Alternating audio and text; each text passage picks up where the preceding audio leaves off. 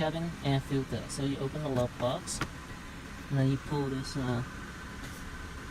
cover right here, or this booklet bracket, pull it off, and you see the panel on the back.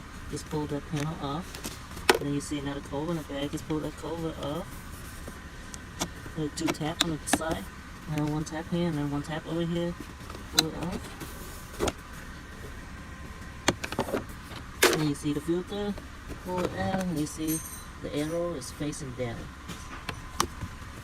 So you got a new filter. Arrow facing down. Slide it in. And then put the cover back.